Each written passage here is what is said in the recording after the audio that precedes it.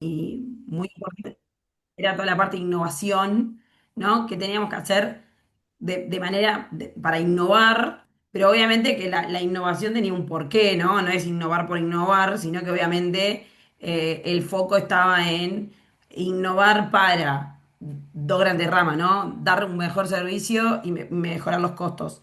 Este, y una de las grandes cosas que uno de los speakers dijo que es algo que es lo que a mí me gustaría que se lleven como punto principal de todo este curso, y es que si bien Uruguay ha avanzado un montón en la gestión de la logística como un valor agregado, como una variable competitiva, aún nos cuesta verlo de esta manera, ¿no?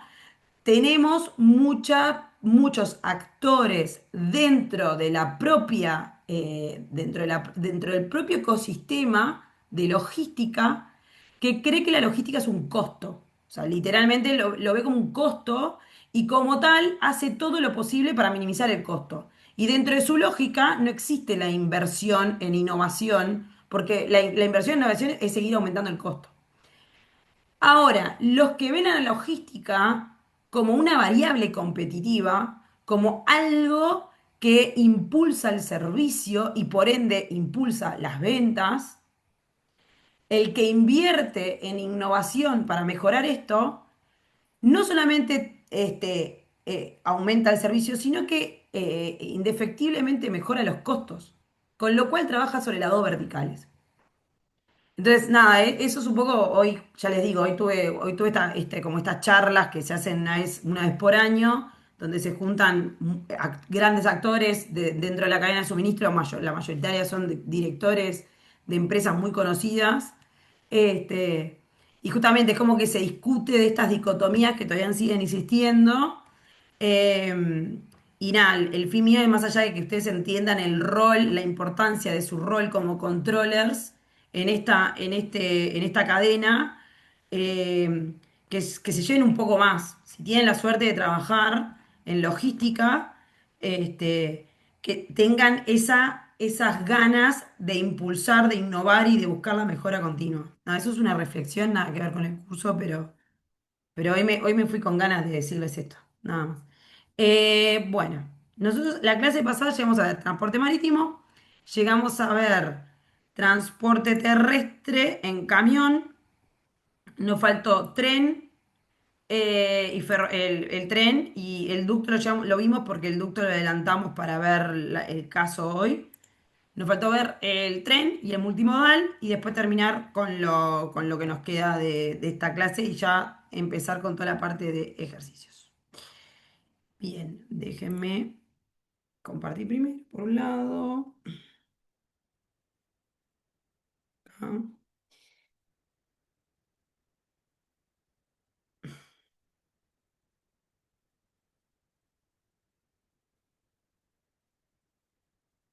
Bien,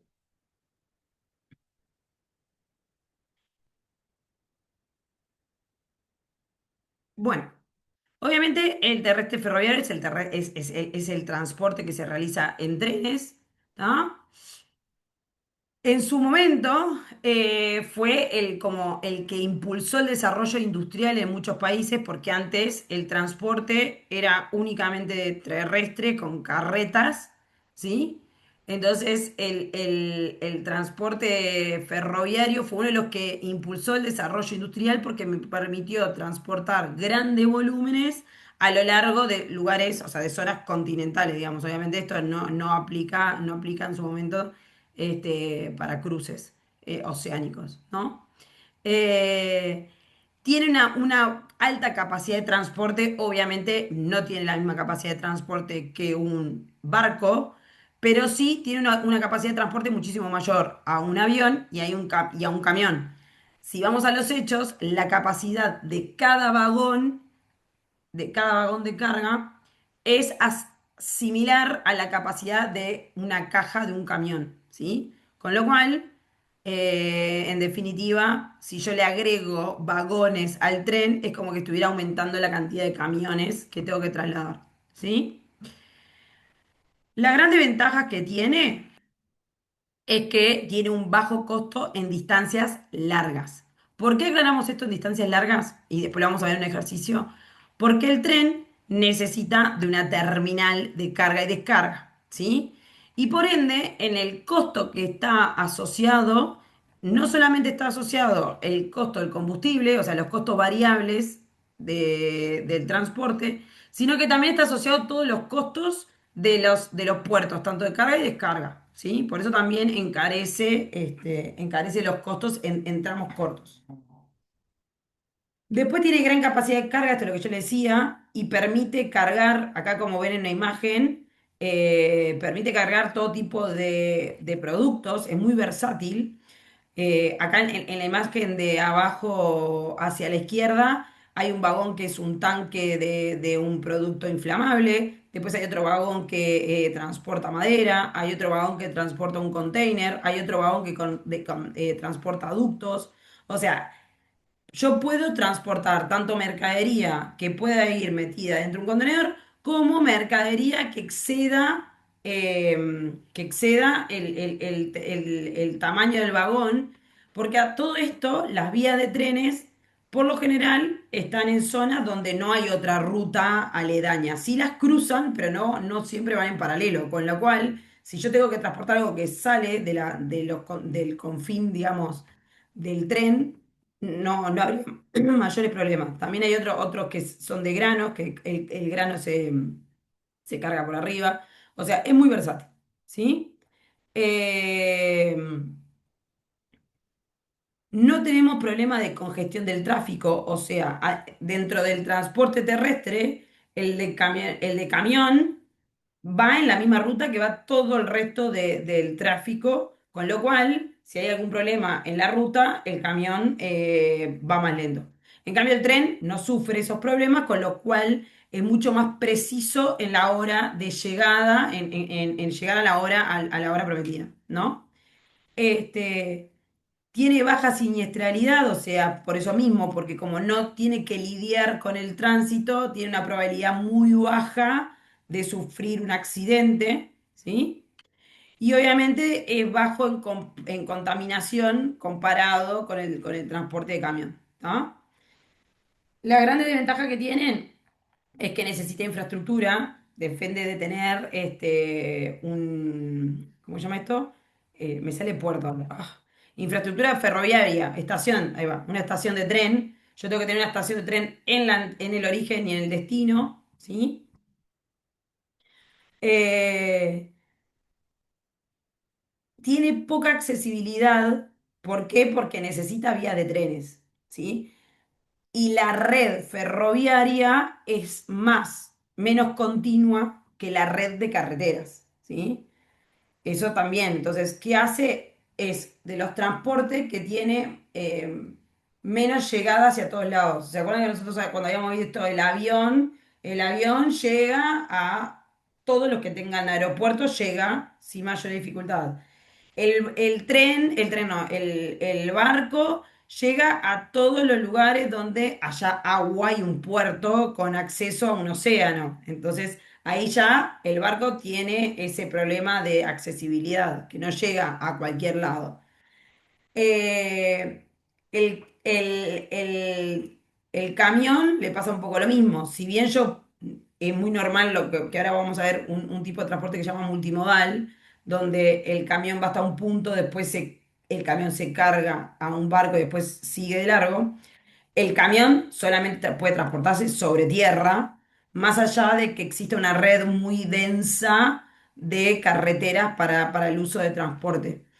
No así, no tan así en lo que respecta a las vías de tren y por ende eso hace que sea, por ejemplo, en Uruguay ahora se desarrolló nuevamente todo lo que es la infraestructura ferroviaria por el tema UPM, pero en realidad nosotros el tren había quedado en desuso, no sé en qué décadas, ahí perdonen mi ignorancia, pero en realidad el transporte ferroviario en Uruguay había quedado completamente en desuso para lo que implicaba la logística. Sí se usaba para el transporte de personas, no tan así para el transporte de mercadería.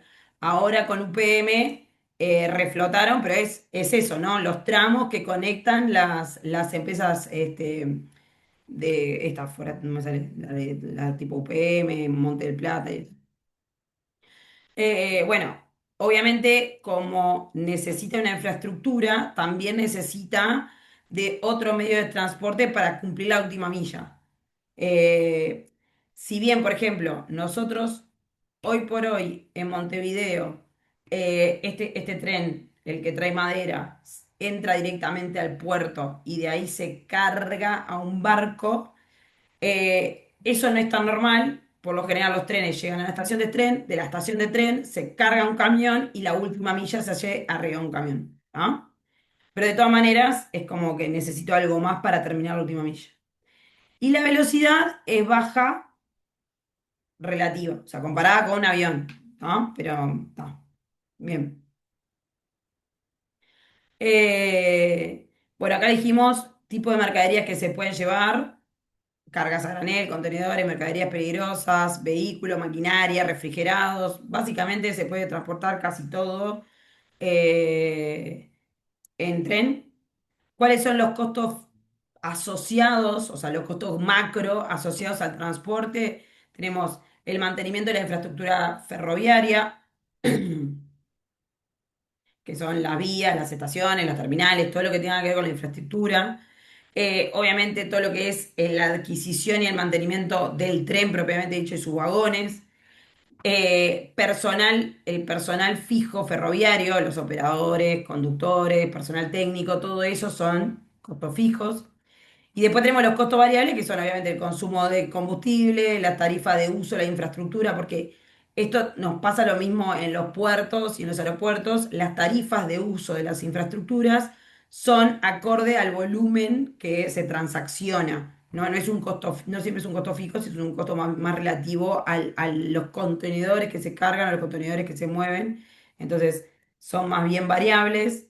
Y lo mismo con el manejo de las cargas entre las terminales, ¿no? Este, y obviamente acá los indicadores clave del desempeño son, depende de cómo se cobre el movimiento. Si yo cobro por tener, lo más normal es cobrar por tonelada transportada, pero depende del tipo de producto que estoy transportando, obviamente. Y acá lo mismo, ¿no? Sucede en muchos productos. Lo más común es cobrar por kilo, pero a veces cuando estamos transportando cosas muy livianas, puede ser que el costo sea por metro cúbico y no kilo, ¿no? Entonces, obviamente, dependiendo de cómo sea el costo, vamos a leer costo por tonelada, costo por metro cúbico, puntualidad de los trenes. La tasa de utilización, que esto es lo mismo, si estoy realmente aprovechando al máximo la capacidad de cada vagón, ¿sí? Porque en definitiva el costo va a ser el mismo si estoy transportando aire que mercadería. Este concepto lo digo siempre, lo repito 80 veces, pero quiero que les entre en la cabeza. ¿Cuánto es el tiempo que demora el tren de la terminal A a la terminal B promedio? Y las emisiones de CO2 como indicador de sustentabilidad. El transporte auto, ya lo vimos. Y ahora vamos a ir a, uy, perdón, a este que voy a aprovechar. Denme un segundo. Em,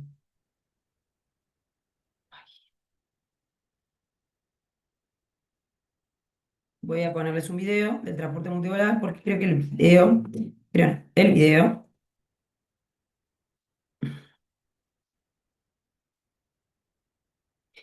explicaba muy bien lo que es el transporte multimodal.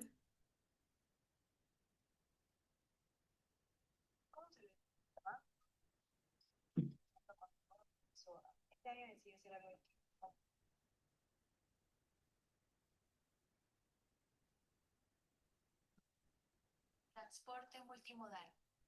Es aquel que se realiza con el uso de al menos dos modos de transporte diferentes, llevando materiales, insumos o productos de forma rápida y eficaz. Se pueden combinar no solo varios medios de transporte, sino también varias unidades de medida. No se deben dividir o separar las cargas durante el transporte multimodal. Debe llegar al destino exactamente la misma carga que partió desde el punto de origen.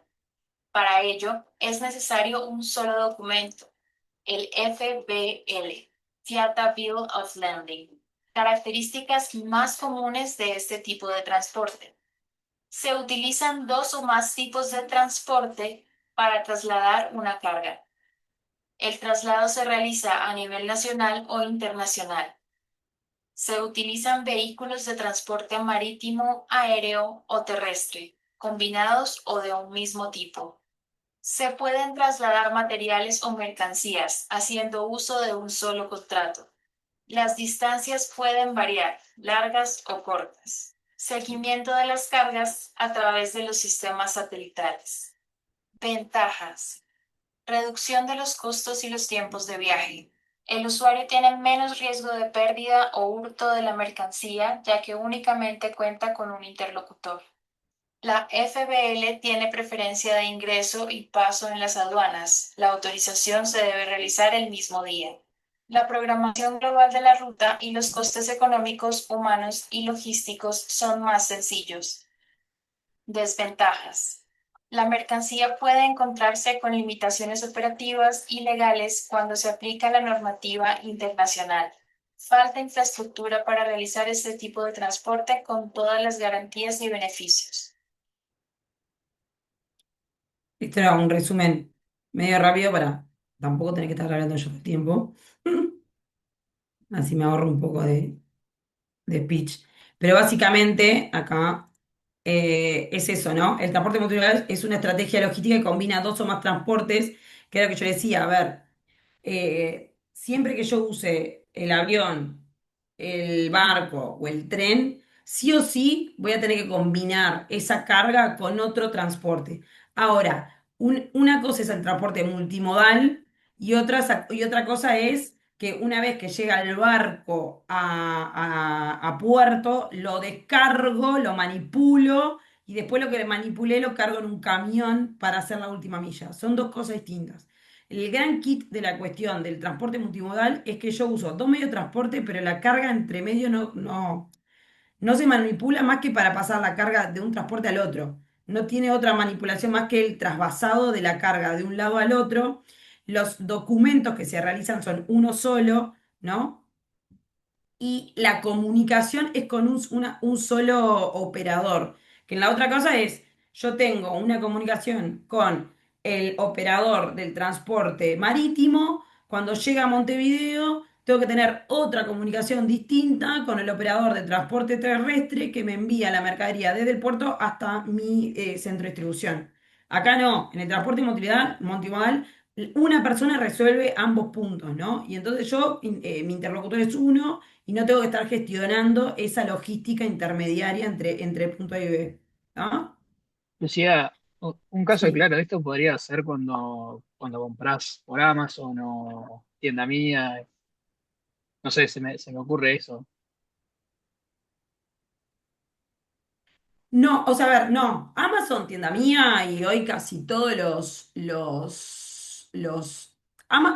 Amazon y tienda mía son lo que se llama un marketplace. O sea, son plataformas que venden mercadería de un vendedor o un seller que tiene su depósito o su fábrica y demás. Lo que hace Amazon es mostrar la mercadería de otra persona.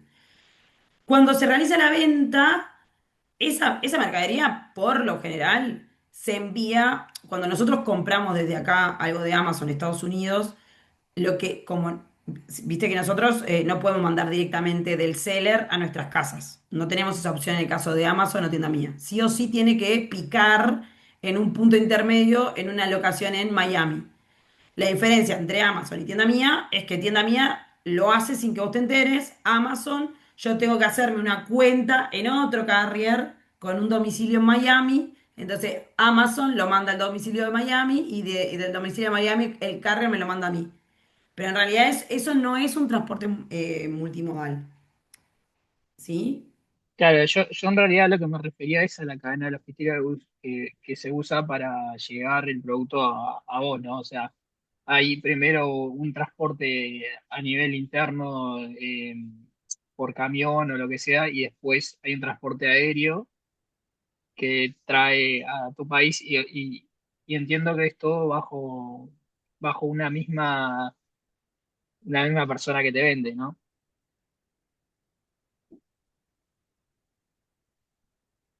No, no, no, no es así, porque yo en realidad es así. A ver, yo le compro un producto a tienda mía, yo le compro un producto a tienda mía, ¿está? Tienda mía lo que hace es, se da media vuelta, agarra la pasada, porque en realidad usted cuando entra en tienda mía, entras a la página de Amazon, de eBay, o sea, entras a la página de, ¿está?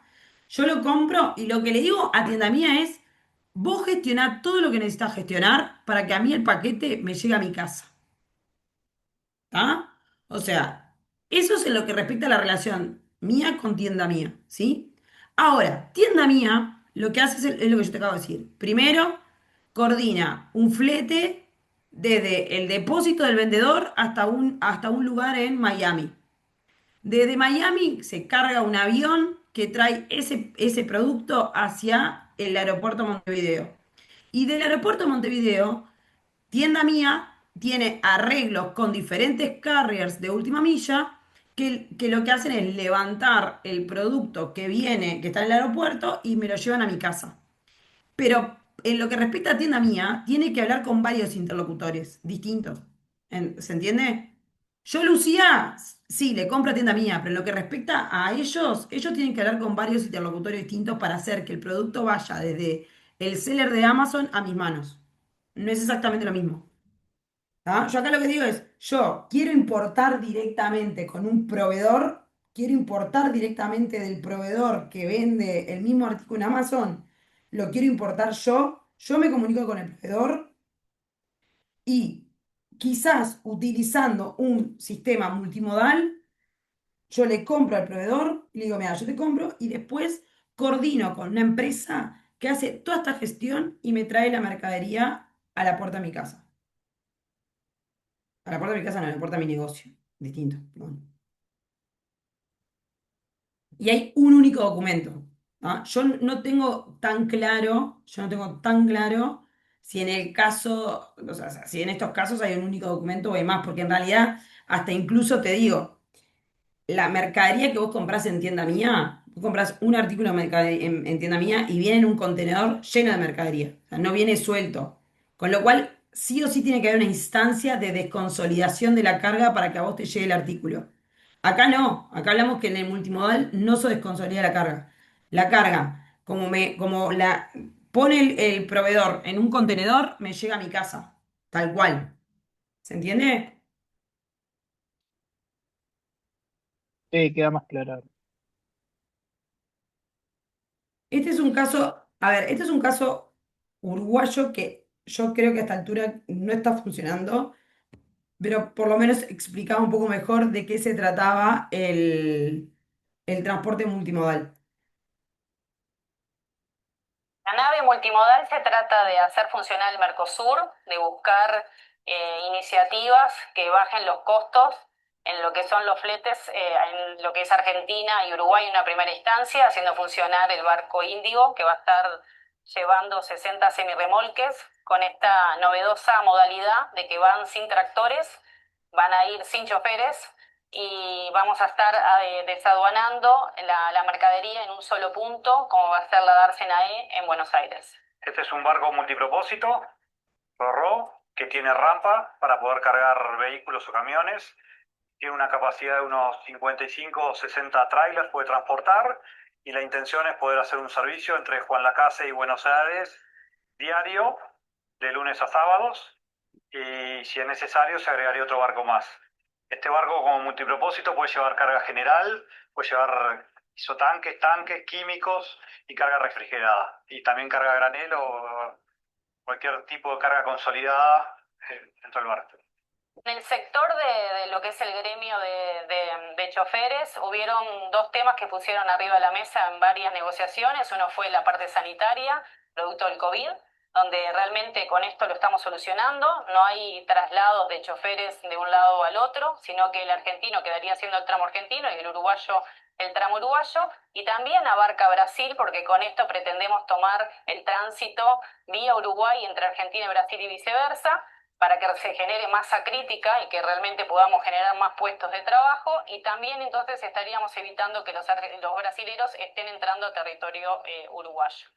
Respecto a la parte humana, que también estuvo presente en estas negociaciones, los choferes tienen un reclamo que tienen realmente un desarme a nivel familiar porque no están en su casa durante varios días o semanas o meses, inclusive, sobre todo en los tramos lejanos a Brasil, y esto también ayuda a toda la parte familiar y también humana sobre los choferes. Así que realmente creo que es una nueva forma de hacer logística que tiene una mirada al comercio, que tiene una mirada a la sanidad, una mirada a la parte humana y que entendemos de que va a ser bueno para el país y bueno para la gente.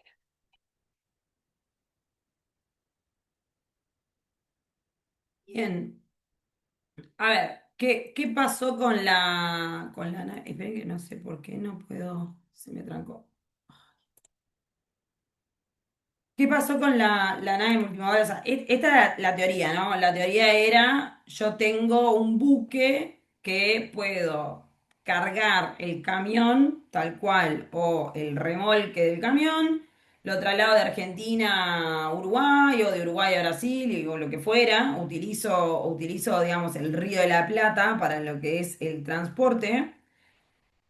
Hasta ahí la teoría es hermosa. Lo que sucede en este tipo de transporte, o sea, en este caso la empresa que es la nave multimodal, que es el operador que se encarga de manejar los diferentes tipos de transporte para hacer que la mercadería llegue de un lado a otro, ¿sí? Lo que tiene que tener muy finito es la coordinación entre un sistema de transporte y el otro sistema de transporte, ¿sí? Porque si esa coordinación no se da de manera correcta, lo que sucede es que empezás a incurrir en ineficiencias por mala planificación de las diferentes cargas. Entonces, el sistema te pasa a salir mucho más caro de que hacer toda la vía terrestre. Entonces, lo que pasó con este proyecto, que es el original, este proyecto, como verán, se desarrolló en la pandemia, vieron que en el video estaban todos con tapabocas. Esto lo quisieron iniciar en la pandemia y lo que sucedió es un poco esto, que la planificación entre que un camión llegaba, los tiempos de espera del camión, las empresas de transporte cobran por hora. Entonces, si a mí yo llego a un puerto y tengo que esperar 5 horas, te voy a cobrar por todo el tiempo que yo estoy esperando, ¿no? Lo mismo con los buques en los puertos, o sea, todos los retrasos en algún punto tienen un costo. Entonces, un poco lo que sufrió este proyecto es una falta de planificación que permitiera hacer que esto fuera más eficiente que hacer el transporte terrestre. Porque a su vez, la realidad es que Uruguay es un país chico, es un territorio chico donde el transporte de Argentina a Brasil tampoco te lleva muchos días realizarlo. Entonces, esto tiene que ser mucho más eficiente que hacer el transporte de punta a punta todo por carretera, ¿no? Em, Bien. Ustedes están viendo la presenta, ¿no? Ahora ya están viendo la Se presenta con todo. ve transporte multimodal. Bien. Bueno, esto es un poco lo que ya vimos, o sea, eficiencia en tiempos, optimizar costos, entre comillas, porque optimizar costos siempre y cuando esto sea un relojito. La simplificación administrativa por el tema de que se gestiona un único documento en el origen hasta la llegada, menores riesgos de pérdidas o robos, agilidad comunicativa porque tengo un solo interlocutor, cobertura global porque justamente lo que te permite esto es llegar a donde el barco no llega, ¿no? O sea, llegar con el barco hasta el punto donde me llegue el barco y después hacer el resto del transporte vía con la red terrestre y así llevo a los países que no tienen acceso al mar. La gran desventaja es la mayor complejidad operativa porque el que está orquestando esto tiene que tener mucha precisión y son personas muy especializadas.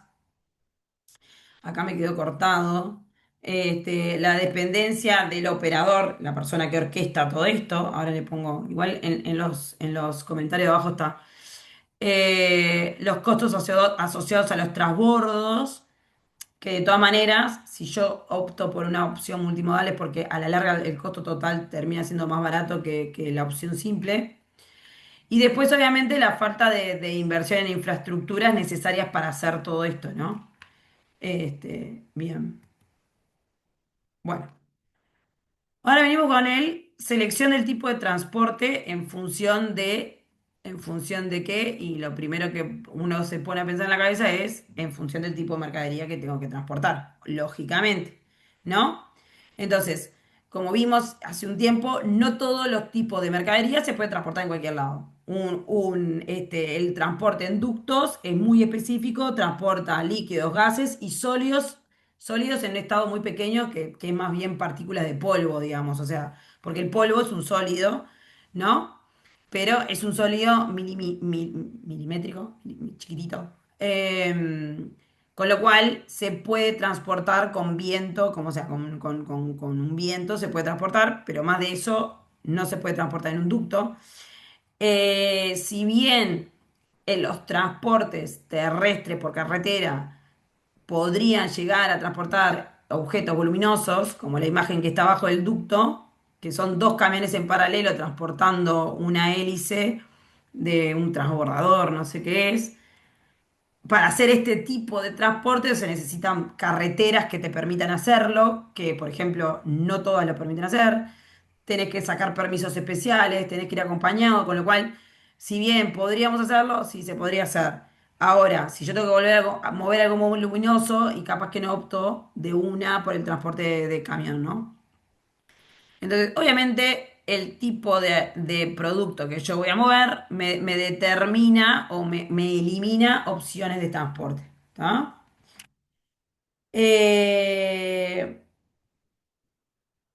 después está, acá hay o sea, esto es el tipo de producto, ¿no? Si es mercadería a granel general.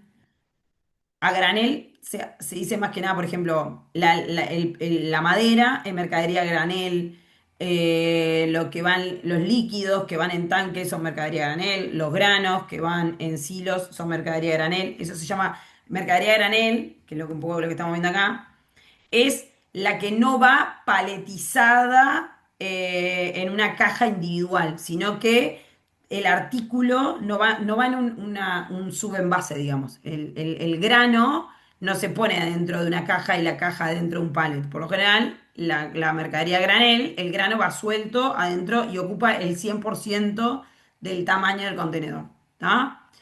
Eh, entonces, en general, la mercadería granel es líquida o sólida, ¿sí? Está suelta dentro del 100% de la superficie. ¿Tá?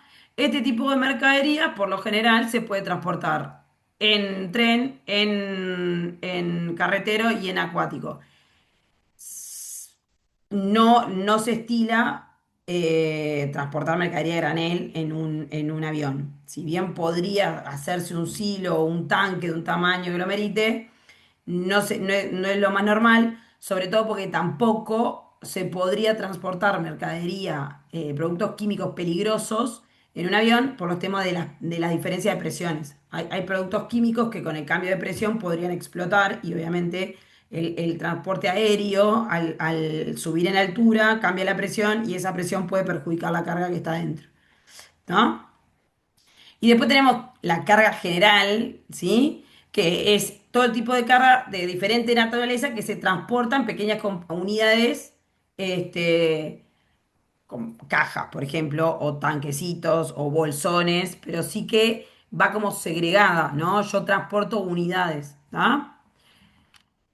La principal característica que tiene la carga general es que yo puedo contar los bultos que estoy transportando. Yo cuento que tengo uno, 2, 3, 4, 5 tanques, uno, 2, 10, 20 bolsones o tengo 50 cajas, ¿tá? Siempre cuento los puntos. Puede venir unitarizada, que quiere decir en un pallet, digamos, o en un contenedor sin pallets, pero en unitarios. O como es el caso de capaz que los ductos, o los materiales unitarios, pero que son de mucho volumen que van sueltos, o sea, lo típico que se transporta, ay, no me sale el nombre, para las barracas, todos los materiales de barraca que son ductos y demás, no va paletizado en algo o en caja, sino que va suelto, ¿no? No sería granel como tal, porque no es ni líquido ni sólido pequeño, pero no va en un palet, ¿no? Bien. Entonces, en definitiva, ¿qué va a definir que yo elija el tipo de transporte? Uno va a ser el tipo de carga, como les decía. Hay cargas que no se pueden transportar en cualquier lugar. Después que ya paso eso, si tengo una carga, por ejemplo, tengo un artículo que se puede transportar en cualquier lugar, lo que va a terminar definiendo mi elección es qué tan rápido necesito la carga, cuánto es la capacidad que tengo que cargar, qué tan seguro es el medio de transporte y cuál es el costo final que estoy dispuesto a pagar. Porque en definitiva es eso, ¿sí? Entonces, acá como esto es una matriz comparativa, que lo que nos dice es un resumen de lo que vimos hasta ahora. El transporte aéreo es el más barato, es el que tiene menos capacidad, es el más seguro en lo que respecta a siniestralidad, digamos, pero eso por un tema de datos, o sea, en frecuencia, el aéreo es el que menos frecuentemente sufre un siniestro y es el más costoso de todos, ¿tá? ¿Qué por lo general termina trayendo en avión? Termino trayendo mercadería de alto valor en definitiva, el costo por unidad tiene un peso menor relativo que traer mercadería de bajo valor agregado, ¿sí? O mercadería que se necesita de urgencia, que ahí fue cuando yo le di el ejemplo de las vacunas del COVID, que no podíamos esperar. Ay, perdón. Santiago Colombo dice, me tengo que retirar. Hay clases el miércoles que viene. Así arreglo para poder estar a tiempo. Sí, Santiago, hay. Y la clase que viene es full ejercicios. Ahí les digo eh, que acá ahora nos va a dar para ver algo de ejercicios, pero la clase que viene es full ejercicio. La idea es dar ejercicio de transporte y ejercicios si me da el tiempo, algún ejercicio más de, ¿cómo es? De centro de distribución. ¿Está? ¿Me va a haber presencial también? Sí. ¿La clase que viene? Sí. Sí, sí, sí, sí. Ah, Yo hoy tata. por un tema personal no fui físicamente para la facu, pero sí estaba Gastón y en realidad Gastón se retiró porque no fue nadie. ¿Está? Pero sí, todos los que quieran ir serán Dale, bienvenidos. impecable, gracias. Bien, entonces más o menos este en definitiva es el cuadro comparativo con un repaso a grosso modo de lo que vimos hasta ahora. ¿Sí?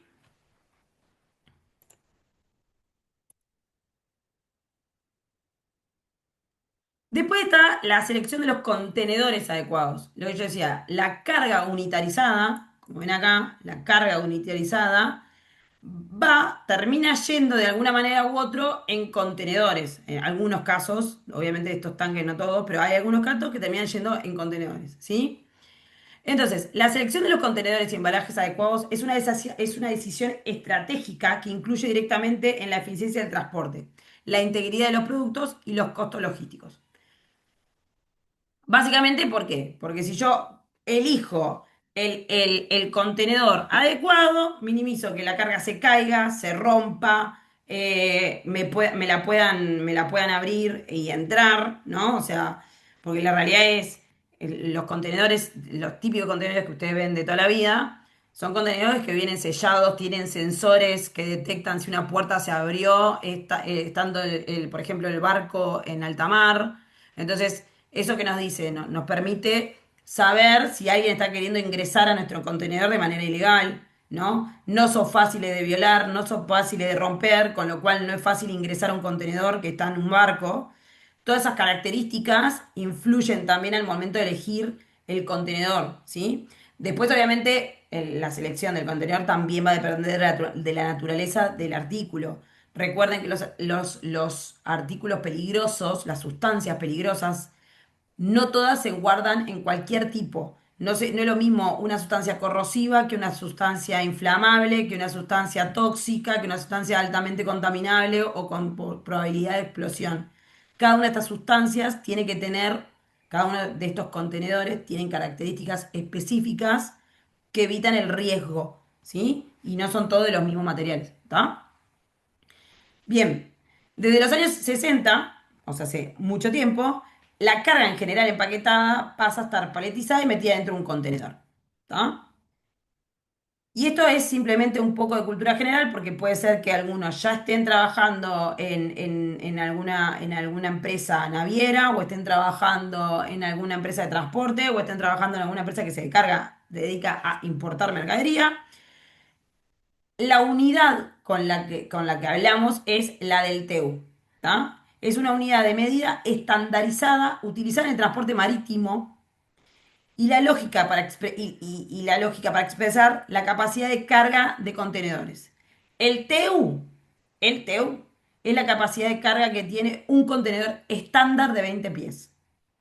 Entonces, cuando nosotros hablamos, yo tengo un barco, ¿no? Que un barco tiene una capacidad de 7.000 TEUs. ¿Qué quiere decir? Que tiene la capacidad de albergar 7.000 contenedores de estándar de 20 pies.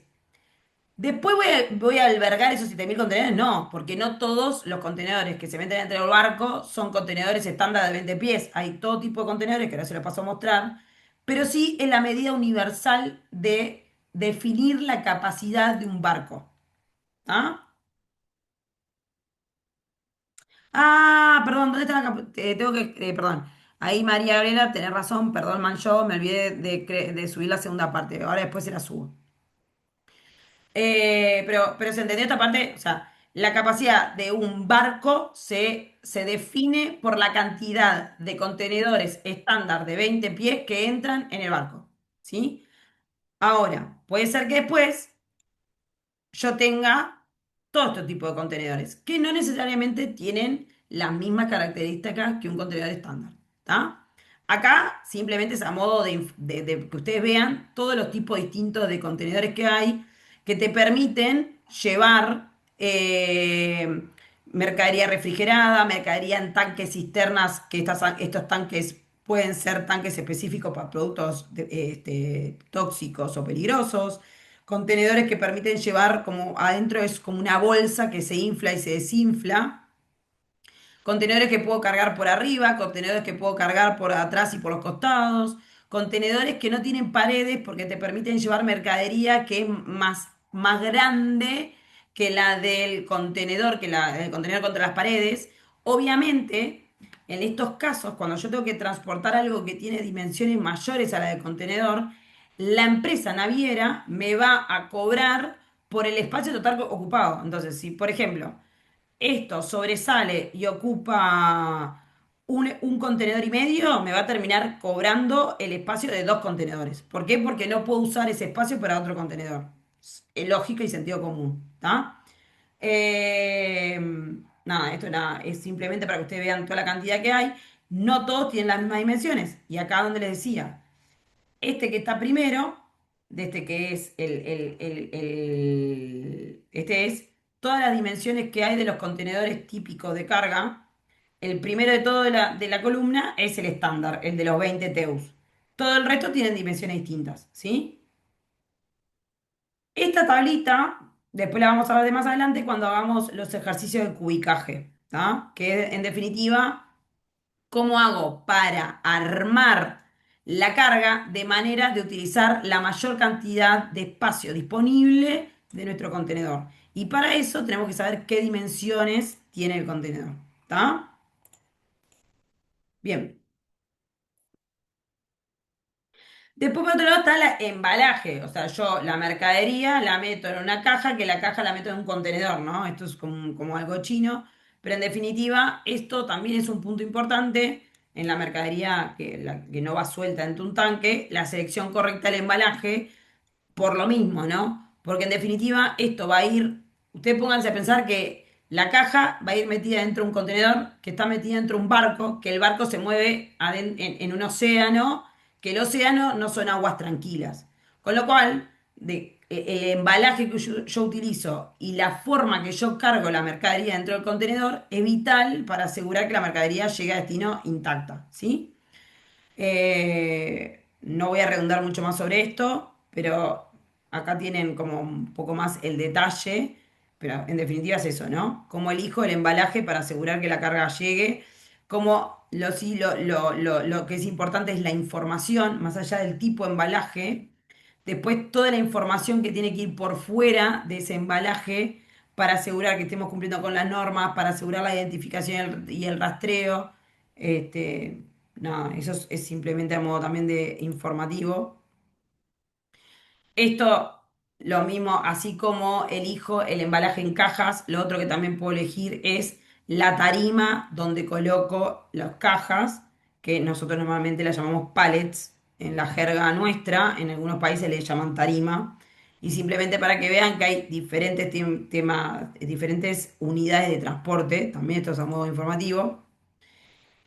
Y acá ahora nos metemos con el tema de planificación y optimización de las rutas, ¿tá? Que esto es otro punto importante. Al igual de, o sea, así como es crítico elegir el medio del transporte que voy a utilizar para mis cargas, es igual de crítico trabajar sobre la planificación y optimización de las rutas en los casos de que estemos hablando de transporte eh, o sea, nuestro transporte de envío de mercaderías, ¿sí? O sea, cuando yo le compro algo a un proveedor, el proveedor me lo envía a mí y en ese envío el que tiene que ser eficiente es el proveedor.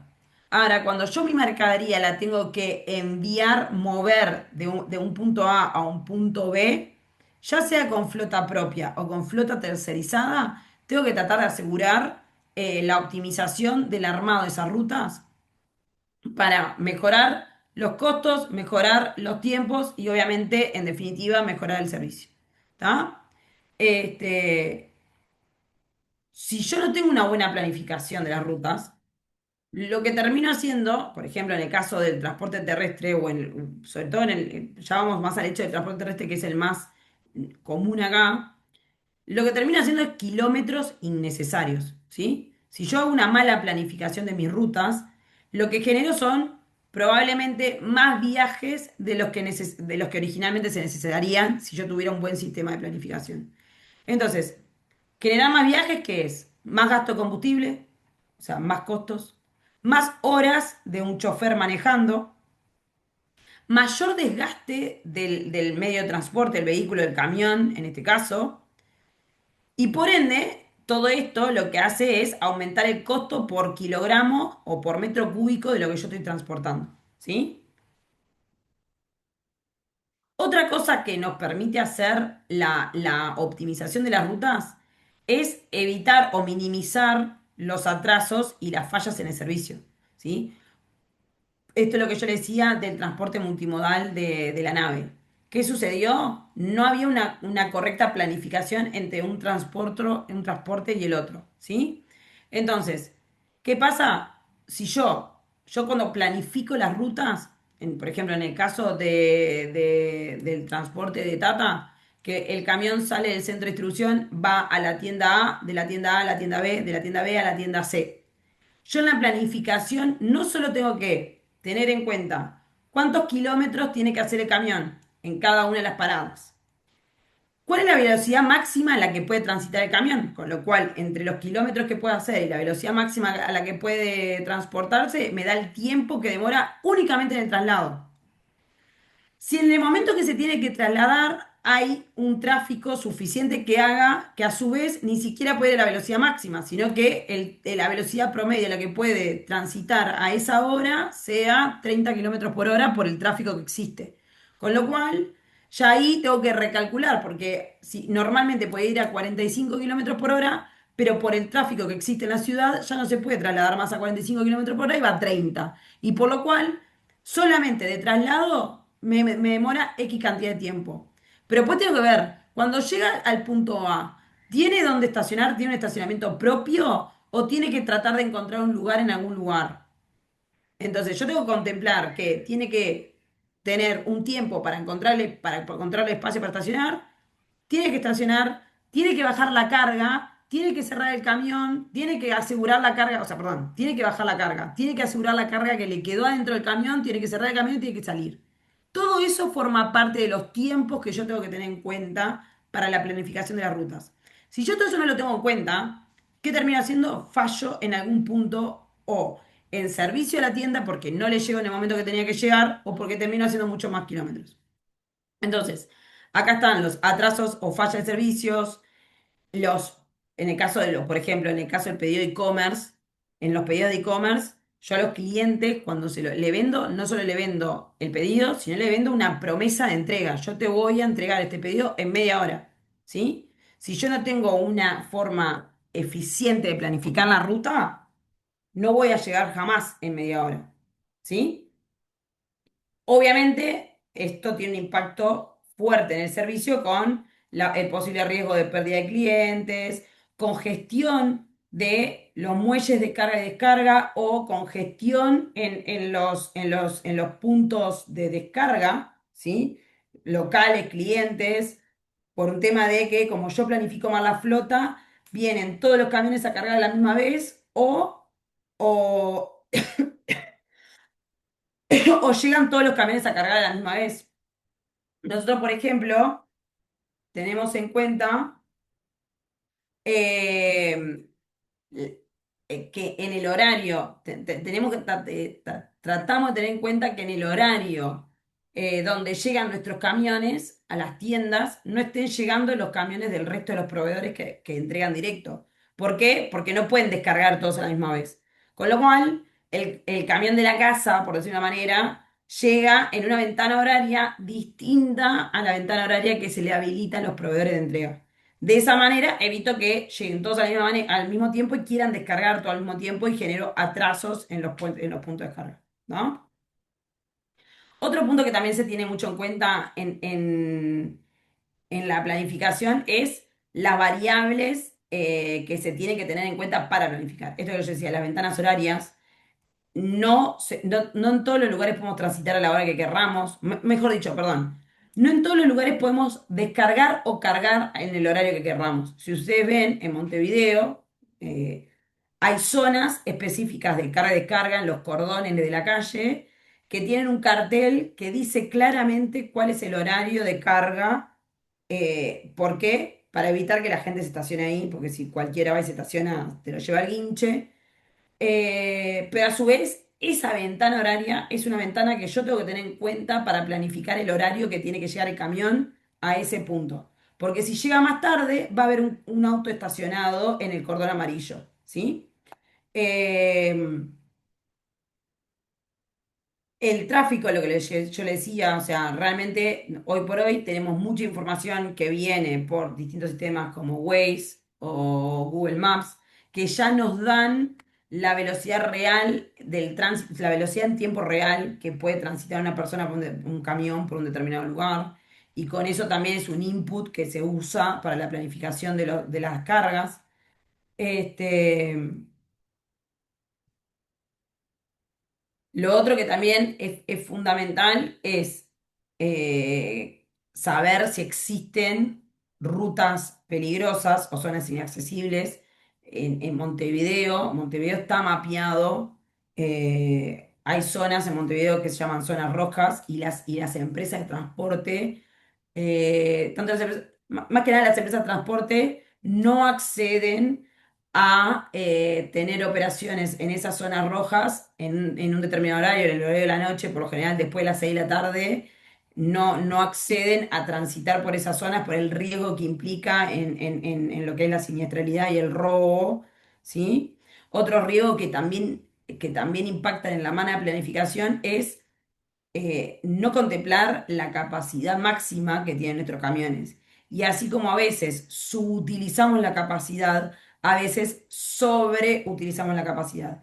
Y eso en realidad no solamente genera un desgaste mayor en el vehículo, sino que aparte puede ser causal de multas, porque en realidad en las rutas uruguayas nosotros podemos transitar con camiones con el peso total está seteado, o sea, yo no puedo poner cualquier peso en cualquier camión y de ser necesario que yo tenga que transitar enviar una carga más pesada, tengo que pedir permisos especiales para poder hacerlo.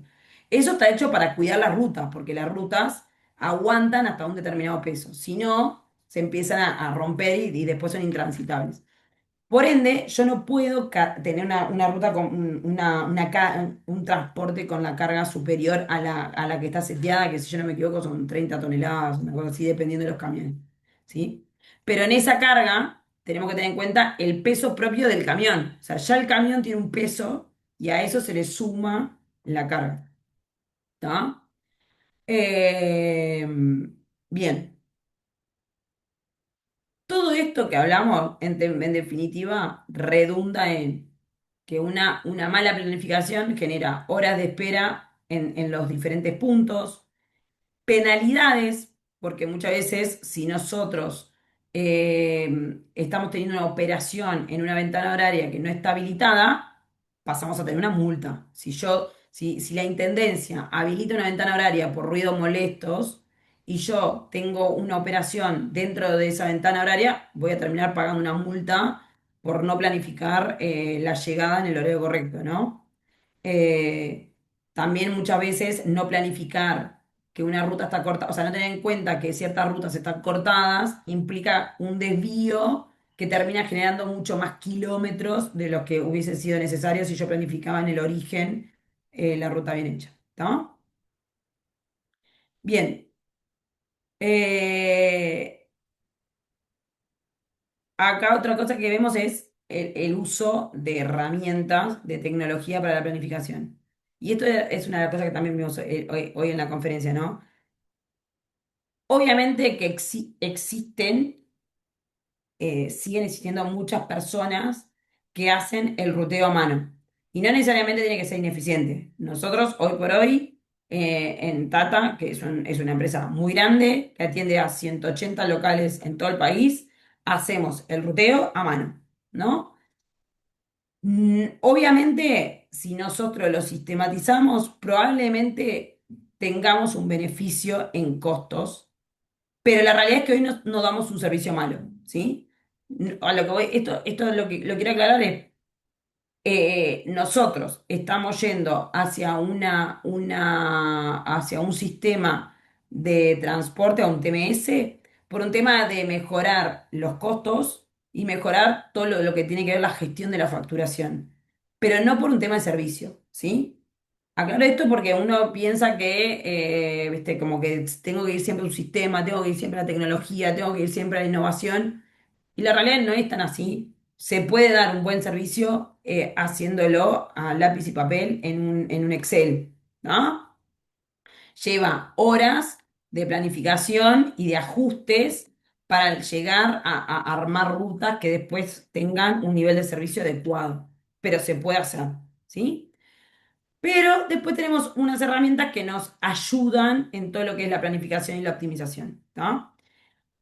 Como la madre, digamos, la madre de las herramientas es, esto es lo que yo decía, un TMS, que es una plataforma que administra todo el ciclo de transporte, ¿sí? Así como cuando nosotros hablábamos del WMS, que el WMS era como que nosotros veíamos en momento real todo lo que estaba sucediendo dentro de un centro de distribución. En el caso del TMS es exactamente lo mismo. Nosotros podemos ver en tiempo real todo lo que se está sucediendo desde que se carga el camión hasta la entrega. E incluso lo otro que también suma el TMS es toda la administración de los documentos que se tienen que manejar en toda esta gestión,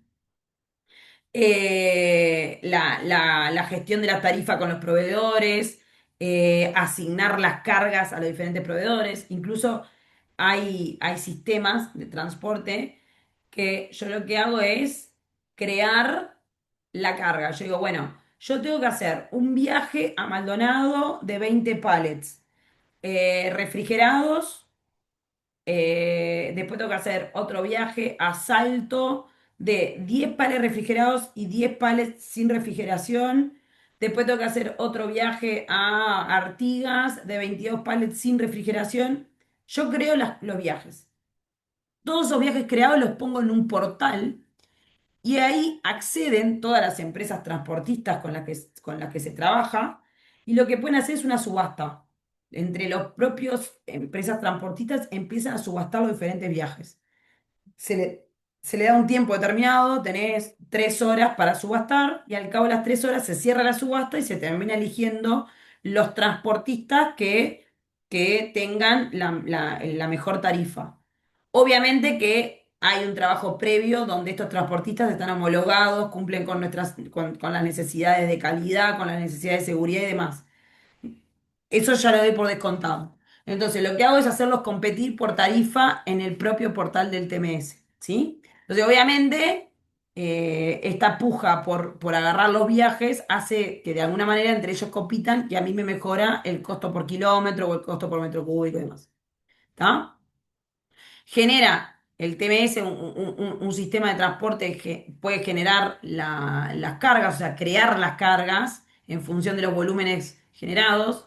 Yo puedo decir, bueno, tenés para mandar 25 pallets a Salto, entonces el propio sistema dice, bueno, metemos 22 pallets en este camión y dejamos otros en piso, puede ser una opción, o metemos 10 en un camión y 10 en otro. Todo eso puede gestionarlo el propio TMS en función de lo que entienda que es más eficiente, asigna las cargas a los choferes, planifica las rutas, o sea, una vez que yo tengo todos los volúmenes y todos los puntos a los que tengo que llegar, en función del volumen y los puntos de destino, arma la ruta de manera que sea la más eficiente en kilómetros y la más eficiente en cantidad de viajes. En vez de generar 25 camiones, va a tratar de generar 15, ¿sí?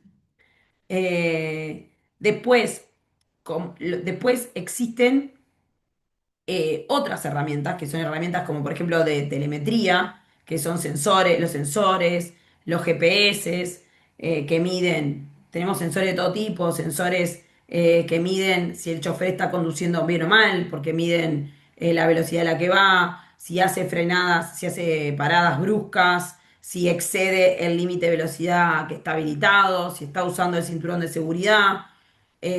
Todos estos sensores están en el camión y están integrados con el TMS, con lo cual nosotros podemos ver en tiempo real si un chofer no está cumpliendo con la normativa en lo que respecta a cómo tiene que manejar.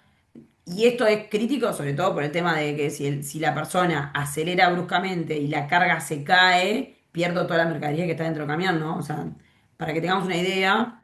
O si justamente excede el límite de velocidad, podemos tener que pagar multas de tránsito por ese tipo de cosas. Entonces todo eso se puede monitorear y todo eso está integrado con el TMS, así como los sensores de temperatura que sensan los camiones refrigerados para asegurar que la temperatura nunca varíe, como es los sensores de apertura de puertas para asegurar que el camión no se abra hasta no llegar al destino. Otra cosa que se mide también es cuando nosotros en los TMS tenés definido lo que se llama el punto de origen y el punto de destino, ¿no? Entonces, si el camión para en algún punto intermedio en estos dos puntos, más de un determinado tiempo, se preasume que el camionero está haciendo algo que no debería, digamos, ¿sí? Entonces, es como que empezás a unir los cabos. Bueno, paró más de 15 minutos entre medio de la ruta. Se abrió saltó la alarma del sensor de apertura de puerta. Saltó la alarma del sensor del cinturón de seguridad.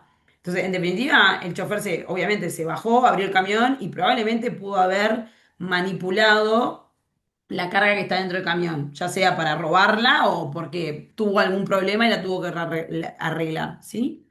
Pero todo eso se puede ver desde una torre de control que antes no se podía, ¿sí? Eh, entonces, todo esto, ¿para qué es? Para la prevención de costos ocultos, ¿no? ¿Cuáles son los puntos de dolor más frecuentes que tenemos en esto? Es eh, los datos imprecisos. Sobre todo las cargas, por ejemplo, lo que nos pasa mucho en el transporte de última milla es que el cliente cuando compra y tiene que poner su dirección en los portales, no todos los portales te obligan a geolocalizarte, ¿sí? Hay algunos portales que te hacen poner la dirección y ya. Entonces hay gente que dice, bueno, pone la dirección, eh, el nombre de la calle, el número, y después te ponen Casa Amarilla en la esquina.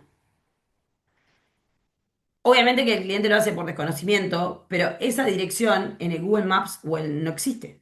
Con lo cual, cuando migra esa dirección a un sistema que tiene que hacer una ruta, ¿qué sucede? No puede rutear ese pedido porque no existe la dirección Francisco Vidal, Casa Amarilla, en la esquina con portón verde.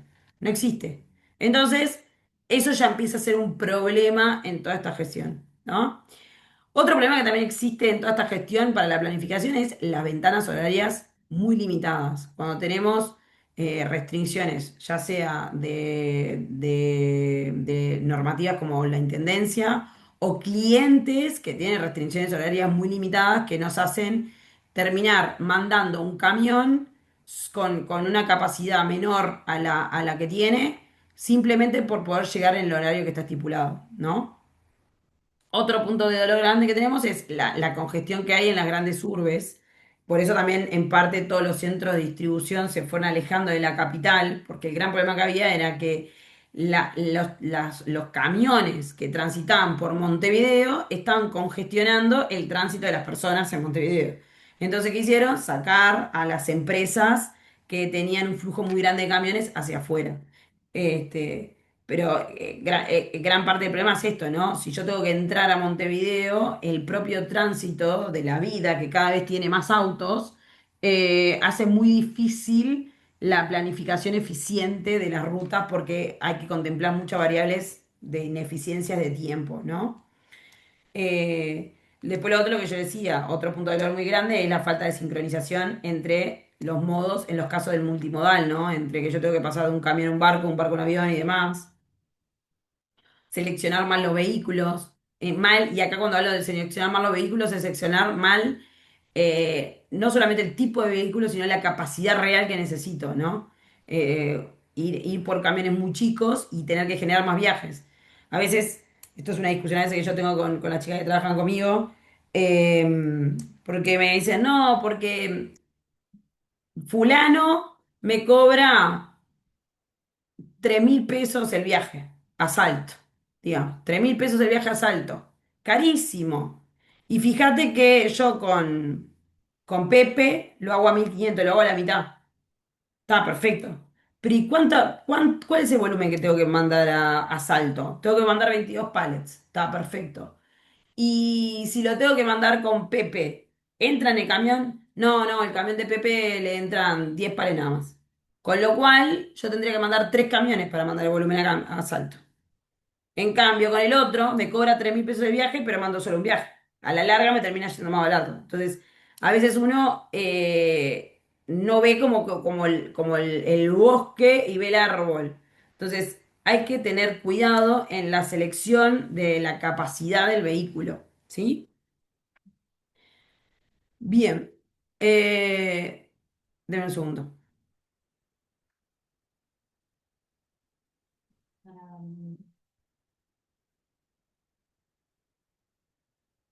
Deben un segundito.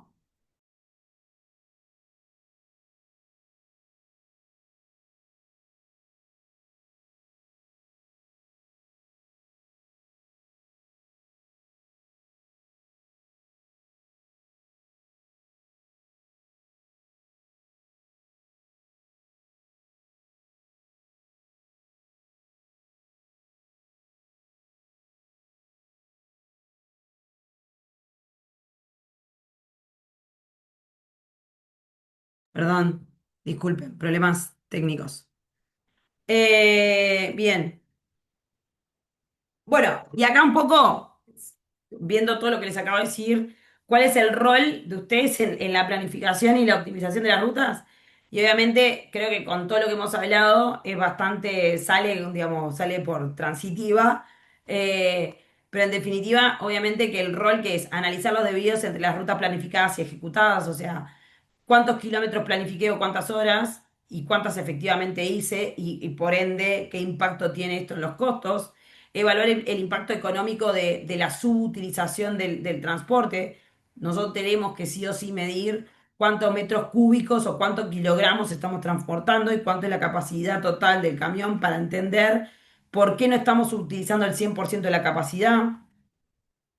Eh, monitorear los indicadores asociados al ruteo, cuántos kilómetros fueron productivos, si fue puntual, cuánto es el costo por envío, o sea, todo eso monitorearlo para obviamente actuar ante desvíos, ¿no?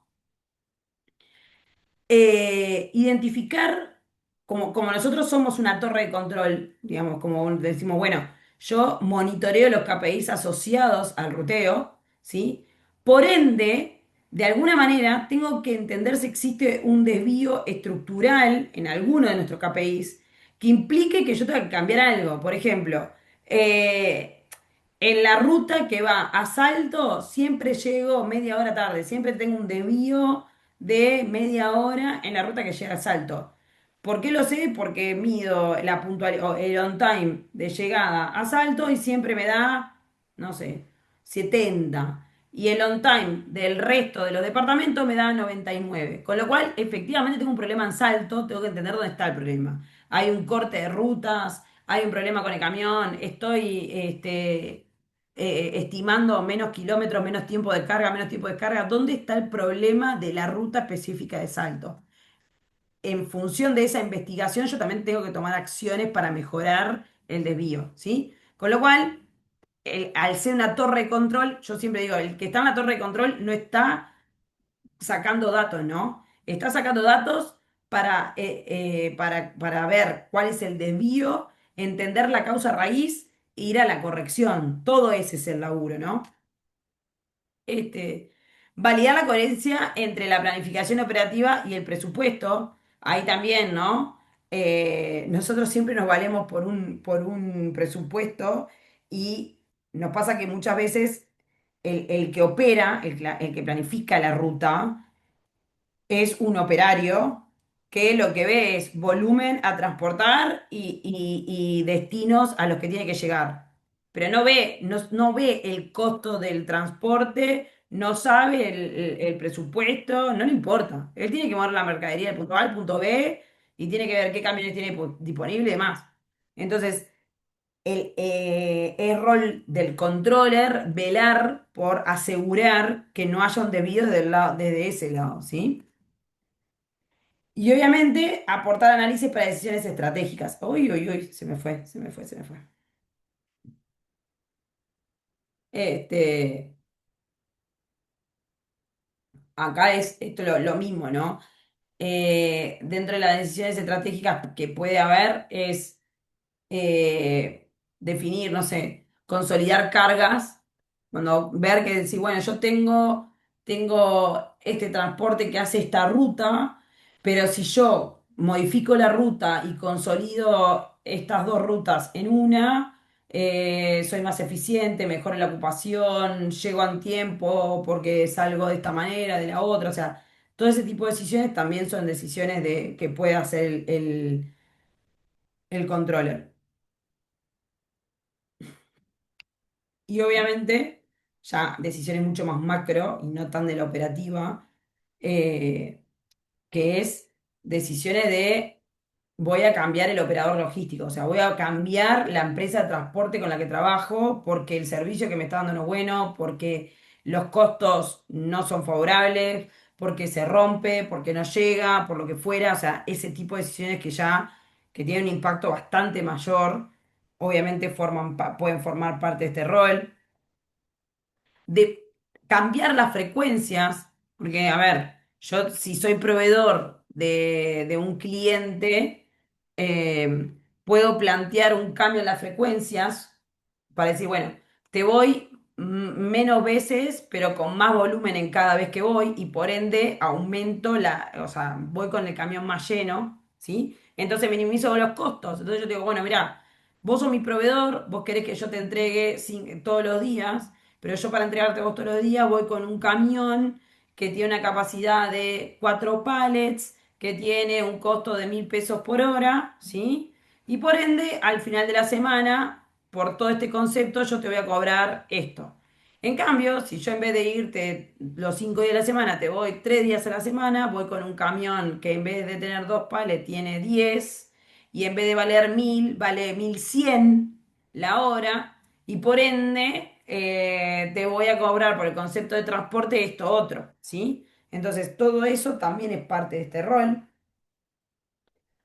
Definir si utilizamos flota propia o flota tercerizada, ¿sí? Porque obviamente hay costos. Yo cuando voy por flota propia tengo que contemplar el costo, no solamente el chofer, sino el costo de el mantenimiento del vehículo, ¿sí? Por otro lado, cuando tercerizo la operación, perdón, cuando yo voy por flota propia tengo que los costos variables, que los tengo, que es el sueldo del chofer, el costo de nafta, el desgaste del vehículo, ¿sí? Todo eso lo tengo como parte de flota propia. Y después me tengo que quemar la cabeza y las pestañas para tratar de hacer que el camión esté trabajando el mayor tiempo posible para amortizar los costos, ¿sí? Cuando nosotros nos vamos a un sistema de tercerizar la flota, el problema del mantenimiento del vehículo y el problema de hacer trabajar al camión es problema de la empresa transportista, no mía. Con lo cual, esos dos puntos me los resuelvo, pero obviamente eso tiene un costo asociado, ¿sí? Entonces, a la larga, esas decisiones también pueden ser parte de las decisiones que toma el controller. Bien. Acá un poco los indicadores que ya los fuimos viendo a lo largo de toda la charla. No voy a hacer mucho hincapié. Obviamente hay KPIs asociados a los costos en función del tipo de cobro que tenemos, asociados al servicio. El OTIF habla de la puntualidad. Eso es un indicador que es on time in full, que en definitiva es que si estoy, ¿cómo es? Llegando en el horario que me comprometí con la cantidad que me comprometí, ¿no? Este indicador tiene como dos patas. Una es, te estoy llegando en el horario que te dije y te estoy llegando con el total de la carga que te dije, ¿sí? Otras cosas pueden ser tiempos de tránsito, KPI de eficiencia, que son porcentaje de ocupación del camión, porcentaje de ocupación de las unidades logísticas. O sea, si yo estoy transportando la mercadería en un pallet, si el pallet está la mitad del pallet subutilizado o está al 100%, cuántos kilómetros recorrí versus los que planifiqué, la utilización de la flota propia, si yo tengo una flota mixta, parte mía y parte tercerizada, qué tanto estoy utilizando la mía con respecto a la que estoy tercerizando.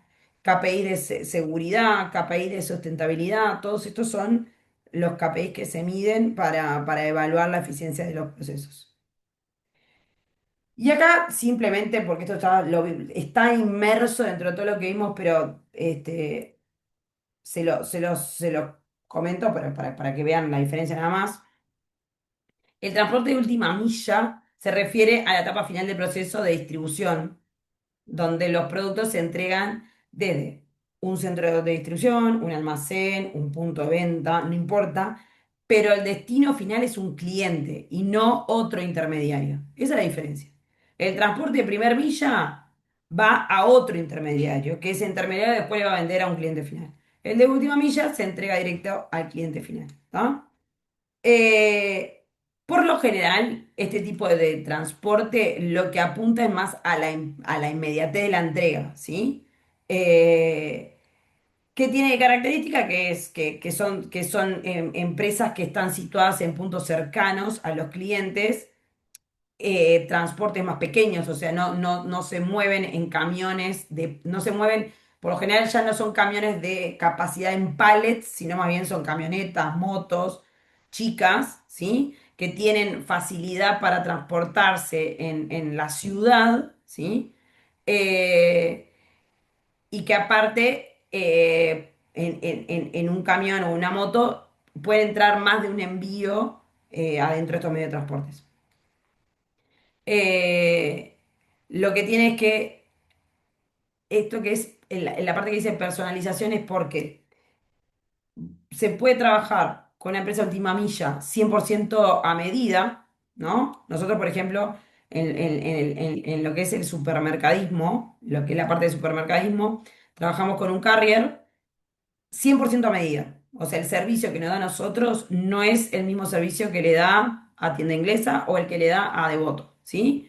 Yo tengo unas determinadas ventanas horarias de entrega, tengo unos tiempos de carga, unos tiempos de preparación, tengo exigencias. Yo le digo, bueno, yo quiero que mis pedidos vos cuando lo vayas a retirar, escanees uno a uno todos los bultos, que cuando lo entregues le digas al cliente, hola señor, ¿cómo está? Llegó su pedido de Tata, buenas tardes, le entrego su pedido, muchas gracias, adiós, una firmita por acá. Todo eso yo lo tengo personalizado con la empresa de Última Milla de supermercadismo. ¿Por qué? Porque es un proceso que necesita personalización, ¿sí? Porque al cliente que yo le llevo el surtido que compró, busca eso, busca esa cercanía con el transportista, busca que le entregues en un horario de tiempo que yo sé que voy a estar acá. A mí no me sirve que me llegues entre 2 y 3 días, ¿sí? Lo mismo pasa con pedido ya. Pedido ya tiene como que de cara al cliente yo sé a qué hora exactamente me va a llegar el pedido ya. ¿Por qué? Porque en teoría más o menos tiene que demorar máximo 2 horas y yo encima tengo el live tracking del rider en un celular. ¿Sí? Hay otro tipo de carriers que no son tan personalizables, que son más estándares. Es el típico caso de WES. WES es una empresa de última milla pionera en Uruguay.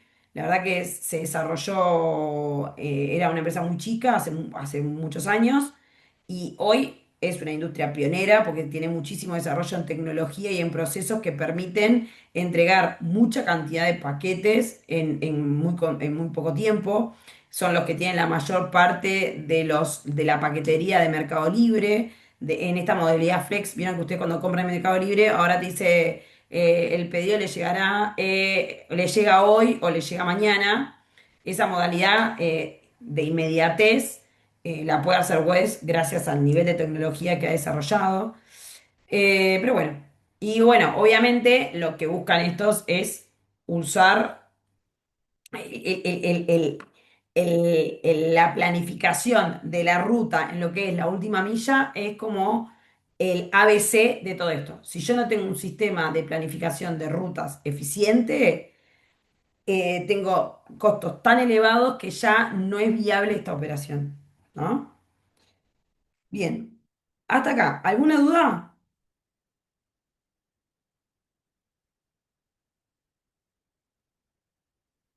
Olis, ¿estamos todos ok? Sí, Bien. Le voy a mostrar, porque estamos medio tardungui. Este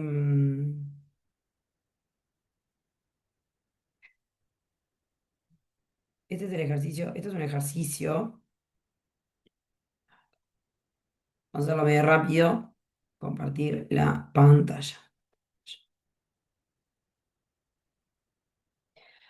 Acá. Eh, acá. Esto es un ejercicio de cálculo de costo de transporte. Una fábrica de azúcar tiene que transportar 1.200 toneladas de producto, azúcar, en unos bolsones que se llaman Big Bags, ¿tá? Que son unos bolsones que literalmente son unos bolsones de alpillera blanca que se llaman Big Bags, que cada Big Bag pesa 1 tonelada, o sea, 1.000 kilos. ¿Tá? La distancia hasta el destino final es de 1.120 kilómetros, ¿sí? El transporte a realizar es sin duda el terrestre,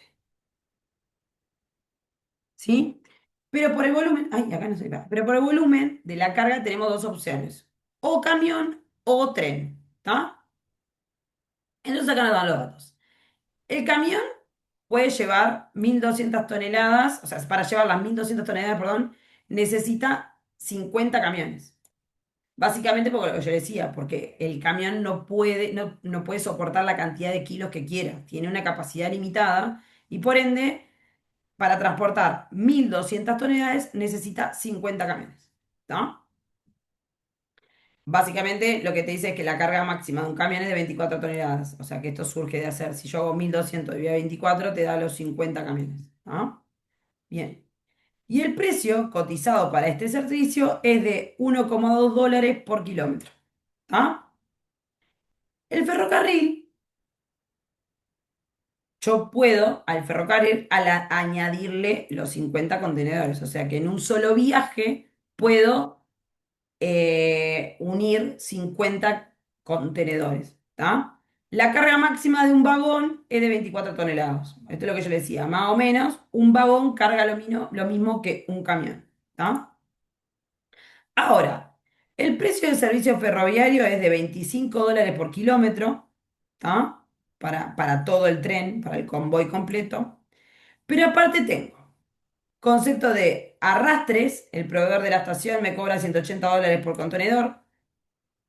Concepto de handling, que es la carga o sea, uno es llevar el contenedor hasta el momento de carga y otra cosa es la carga propiamente dicha del contenedor, que son $20 por contenedor. Estos dos son en la estación de origen y estos mismos dos en la estación de destino, ¿sí? Y entonces te dice calcular los costos de transportes en ambos modos, ¿está? Entonces, vamos a acá. Parte A, acá está la parte A. Está media rara ahí, parte A. Parte A. Yo tengo volumen total, 1.200 toneladas. Bolsones de 1.000 kilos, distancia 1.120 kilómetros. ¿Sí? Entonces, en los camiones yo puedo transportar 50 camiones. Cada camión me permite transportar 24 toneladas por camión. ¿No? Este es el costo por kilómetro transportado. Por lo tanto, acá yo tengo el costo de un viaje, que se calcula muy sencillamente, calculando el costo por kilómetro por el total de los kilómetros. O sea, un viaje me sale $1.344 el viaje. Como yo tengo que hacer 50 viajes en total, el costo total para mandar todas las toneladas de azúcar que tengo que mandar es de $67.200 en total. ¿Sí? Entonces acá están los costos del camión. Hasta acá, ok. Ahora vamos a calcular los costos del tren. Esto me gusta ver más así. Un poquito más claro. Bien. Los costos del tren. Este ejercicio ya está cargado en EVA. Aviso por las dudas que los ejercicios, la mayoría ya están cargados en EVA por si lo quieren ir bichando. En el caso del tren tengo un ferrocarril o un convoy, como también le dicen. ¿Tá? Cada vagón lleva 24 toneladas, con lo cual necesito 50 vagones. El costo del envío por el convoy es de $25 por kilómetro.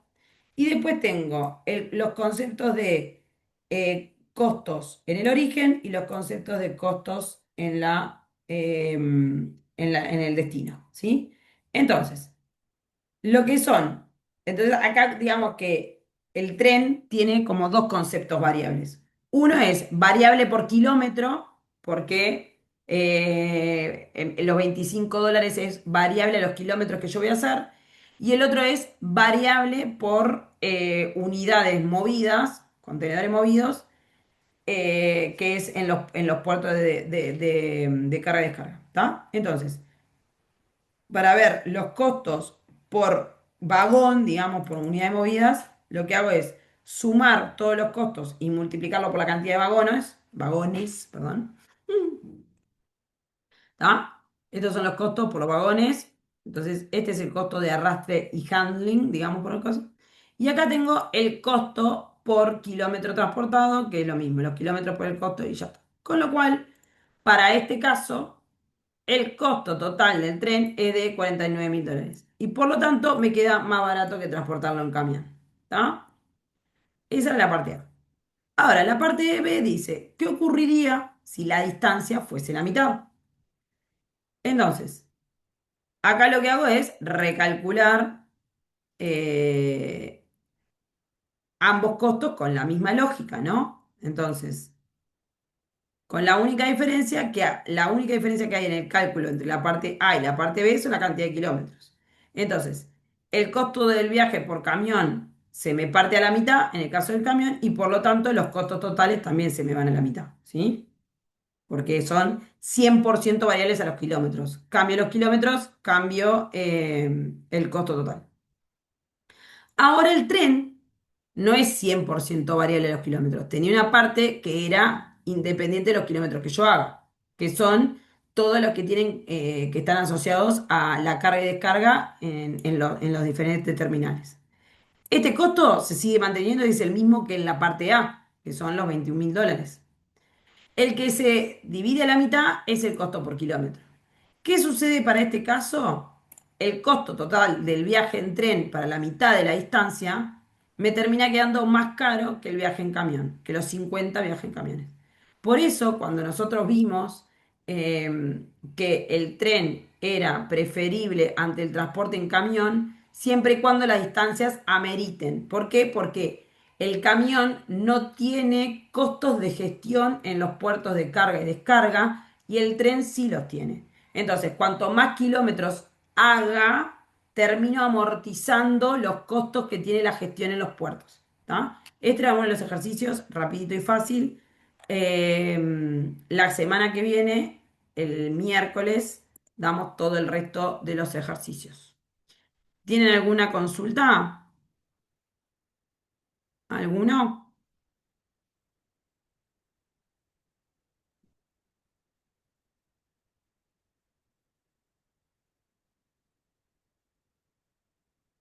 No, perfecto, profe. Bien, buenísimo. La semana que viene, con todas las pilas, que vamos a ver es clase de ejercicio la semana que viene. ¿No? La Buenísimo, última profe. clase, ¿no? ¿Qué? Sí, Es la última de la revisión, ¿no? sí. Sabrina, ¿está levantando la mano? ¿Tenés una Sí, consulta? sí, yo tengo Sí, una consulta, pero del control. sí, Porque hay una pregunta que una de las afirmaciones era verdadera y me quedó incorrecta. sí. O sea, a mí me la pusieron como incorrecta y a otros compañeros se la pusieron como correcta. ¿Se Ah, bueno, entiende? déjame ver porque eso puede ser alguna falla del sistema. Si querés, estos casos específicos que como esto, como que vos, como lo que vos levantabas, Sabrina, Sí. si podés escribinos, yo igual me voy a anotar. eh, Y yo tengo una pero Sí, claro, consulta que nos también. escriba Gabriela. Está. Este, Tengo otra eh, consulta también. Escribo entonces, porque leyendo el texto no encuentro por qué es falsa la pregunta, pero te lo escribo nomás. sí, claro. Ah, Sí, sí, escribinos, o a nuestro, no sé, o si no lo puedes escribir por el ¿Al foro foro o al mail? o al mail, sí, ¿tá? A cualquiera de los ¿Cuál, dos lugares. profe, y cuál era la pregunta que iba a rever usted que el compañero le hizo la acotación? La de la planta de la teja y la planta de la tablada, que el compañero me decía que bueno, que él entendía también que la teja tenía, o podía ser considerada como un lugar de fabricación, no solamente digamos, de distribución o de almacenamiento centralizado. Ok, gracias. ¿Sí? De nada.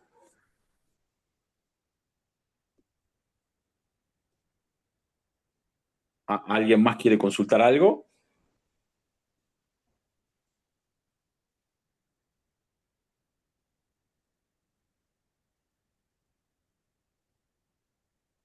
Bien.